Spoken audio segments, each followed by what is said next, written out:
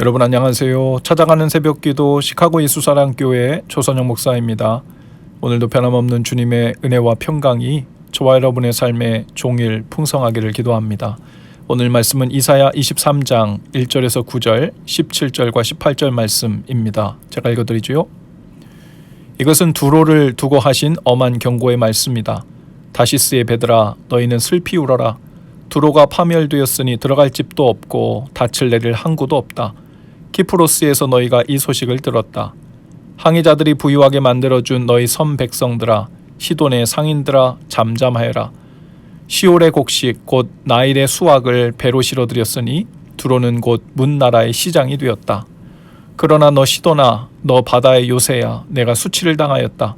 너의 어머니인 바다가 너를 버리고 이렇게 말한다.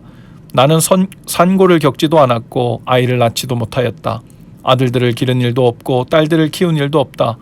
두로가 파멸되었다는 소식이 이집트에 전해지면 이집트마저도 충격을 받고 낙심할 것이다. 베니게의 주민아, 스페인으로 건너가거라. 섬나라 백성아, 슬피 울어라. 이것이 너희가 그렇게 좋아하던 도성 두로냐? 그토록 오랜 역사를 가지고 저 먼 곳에까지 가서 식민지를 세우던 도성이냐? 빛나는 왕관을 쓰고 있던 두로, 그 상인들은 귀족들이요, 그 무역상들은 세상이 우러러보던 사람들이었는데 두로를 두고 누가 이런 일을 계획하였겠느냐? 그 일을 계획하신 분은 만군의 주님이시다. 온갖 영화를 누리며 으스대던 교만한 자들을 비천하게 만드시고 이 세상에서 유명하다는 자들을 보잘것없이 만드시려고 이런 계획을 세우셨다. 70년이 지나가면 주님께서 두로를 돌보아 주셔서 옛날처럼 다시 해상무역을 하게 하실 것이다.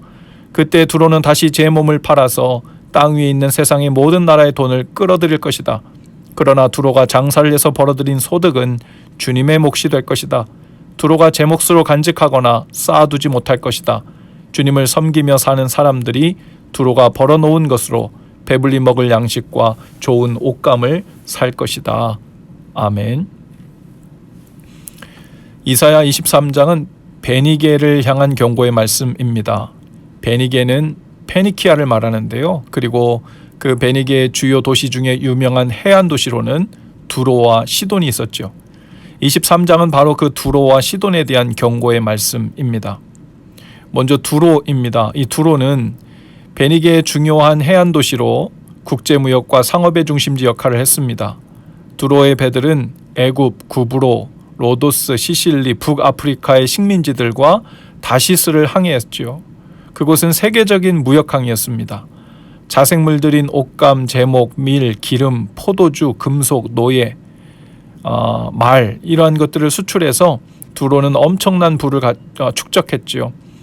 또한 지중해 연안에 많은 식민지를 두었습니다. 당대 최고의 무역사는 이들의 자랑이 되었습니다.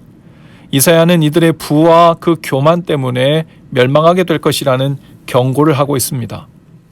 이사야의 예언대로 이 두로는 주전 332년 마게도냐의 알렉산더 대왕에 의해 함락되었고 약 3만 명에 달하는 주민들이 노예로 팔려갔고 수천 명의 지도자들이 처형됐습니다. 알렉산더 대왕은 이때 섬이었던 이 두로를 공격하기 위해서 무려 길이 800m, 폭은 60m가 되는 제방을 쌓아서 그 본토와 연결시켜 반도로 만들어버리는 일을 했다고 전해지죠. 하나님은 물질적으로 부유한 이 두로에 대해서 경고하셨어요. 다시스의 배들도 두로가 황무하여 집이 없고 들어갈 곳이 없으므로 슬피 부르짖게 될 것이라고 말씀합니다. 4절부터는 이 베니게의 또 다른 해안 도시인 시돈에 대해서도 경고합니다. 이 시돈은 두로와 함께 지중해 연안의 최고 항구 도시이자 고대 이 페니키아의 상업 도시였습니다. 베니게의 도시 국가들 중에서 가장 강력했기 때문에 때로 이 베니게를 시돈이라고 부르기도 했다죠. 시돈 사람들은 바알과 아스타롯을 섬기던 민족이었고 시돈과 두로의 우두머리 신인 그 바알을 이스라엘 사람들이 섬기도록 영향을 끼치기도 했습니다. 솔로몬이 이곳 출신, 이 시돈 출신의 여인과 정략 결혼을 해서 이들의 우상 종교를 받아들이게 된 이야기가 열왕기상 11장에 나오고요. 아합이 시돈 왕의 딸 이세벨과 결혼해서 이스라엘 백성들의 바알신 숭배가 극에 달했던 사건도 열왕기상 16장 그 18장에 나옵니다. 이로 인해서 이사야 선지자는 이스라엘을 우상 숭배로 물들게 한 이 시돈의 멸망을 예언했죠. 바다의 요새인 시돈도 수치를 당합니다. 두로는 빛나는 왕관을 쓰고 있었다라고 성경이 오늘 기록하고 있어요. 두로는 스스로 면류관을 썼고 또 면류관을 씌우던 성이었습니다. 그들은 부유함으로 영화롭게 되었죠. 상인들은 아주 귀족이었습니다. 그 무역상들은 세상 사람들이 우러러보던 사람들이었어요. 또 그 무역자들은 어느 나라로 가든지 세상에 존귀하던 자, 곧 모든 사람에게 존경을 받고 부러움을 받는 자들이었습니다. 그 두로를 두고 누가 패망을 계획했을까?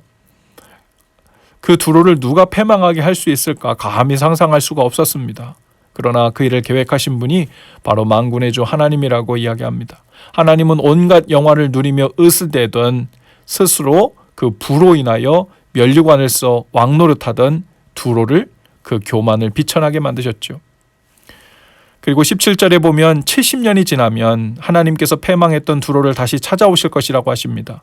두로는 여전히 각 나라에게 몸을 파는 창녀처럼 장사를 시작하여 돈을 벌면서 하나님을 향한 지조를 지키지 않고 음란히 행할 것이라고 하는데, 그런데 이번에는 하나님께서 그들을 돌아보시고 은혜를 베푸셔서 변화될 것이라고 하십니다. 그들은 여전히 돈을 벌지만 이제는 그 번 돈을 여호와께 구별하여 바칠 것이라고 합니다. 두로가 그것을 자신의 배를 불리려고 간직하거나 쌓아두지 않을 것이라고 하십니다. 그들이 벌어놓은 것은 하나님 앞에서 사는 사람들이 배불리 먹을 음식과 우아하게 입을 옷을 타는데 쓸 것이라고 하시죠. 그제서야 그들은 돈을 벌고 장사를 하고 부를 축적하는 진정한 이유를 알게 된다는 말씀이죠. 성경에도 두로와 시돈처럼 돈을 우상으로 자신의 면류관처럼 여기며 살던 사람들이 등장합니다. 대표적으로 삭개오는 내세울 곳이 돈밖에 없었어요. 작은 키에 사람들로부터 비난을 받으며 살던 삭개오는 돈만이 그의 면류관이었죠. 하지만 그런 삭개오의 집에 찾아오신 예수님으로 인해서 삭개오는 이제 가난한 자들에게 재산의 절반을 나눠주고 합당하게 세를 걷는 세리가 되죠. 또 나사로의 누이 마리아도 마찬가지인데요. 그녀가 어떤 일을 했는지는 모르지만 동네 사람들은 그녀를 죄인이라고 부정한 여인으로 알았습니다. 그녀에게는 일을 하여 자신의 장례와 결혼 지참금으로 한두 방울씩 사서 모아둔 향유에게 소망을 두고 살던 여인이었죠. 그러나 향유보다 더 귀한 예수님을 만난 후에 그 향유를 예수님의 머리에 부어드리고 발에 부어드리고 예수님을 위해 헌신하는 제자의 삶을 살기 시작했죠. 그런가 하면 한 부자 청년 이야기도 나옵니다. 예수님께 와서 어떻게 하면 영생을 얻을 수 있는지 방법을 물었다가 재산을 다 팔아 가난한 사람들에게 나눠주고 와서 나를 따르라 하시는 그 말씀을 듣고는 고민하며 집에 돌아갔다고 했습니다. 그 부자 청년은 여전히 고민하며 하나님께로 돌아서지 않는 두로와 시돈과 같은 상태에 있었다고 볼 수 있겠죠. 예수님은 사람이 두 주인을 섬길 수 없다고 하시면서 하나님을 섬기든지 재물을 섬기든지 하게 된다고 하셨어요. 그 말은 하나님을 잘 섬기는 사람은 부자가 될 수 없다거나 반대로 재물이 없으면 하나님을 잘 섬기게 된다는 말이 물론 아닙니다.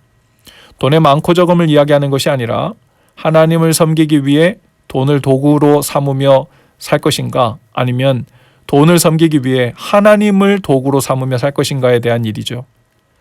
부하든 가난하든 누구든지 하나님을 섬기는 자가 될 수도 있고, 돈을 섬기며 스스로 면류관을 빛나는 면류관을 쓰며 왕의 행세를 하며 살 수도 있습니다.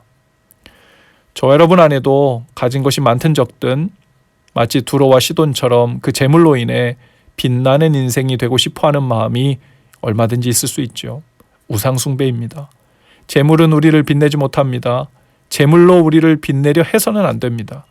우리는 재물을 하나님 나라와 이웃을 위해 잘 사용함으로 빛의 자녀들처럼 빛나는 삶을 살 수 있는 것이죠. 재물로 인해 빛나고 싶어하는 소망을 가지고 사는 것이나 이미 넉넉히 가진 재물로 인해 스스로 빛나고 있다고 생각하고 사는 것이나 마찬가지로 모두 두로처럼 행하며 사는 겁니다.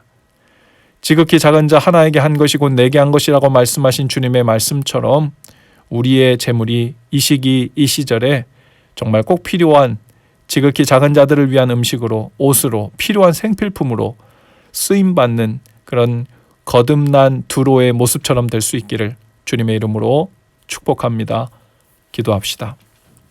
주님, 제물로 스스로를 빛내며 면류관을 쓰려 했던 것을 회개합니다. 먼저 코로나로 어려운 시절에 또 추운 겨울 날씨에 저희에게 먹을 것과 입을 것을 부족함 없이 주옵소서. 또한 저희에게 주신 재물을 하나님 나라와 그 나라의 지극히 작은 자들을 위해 사용하는 복된 삶이 되기를 원합니다.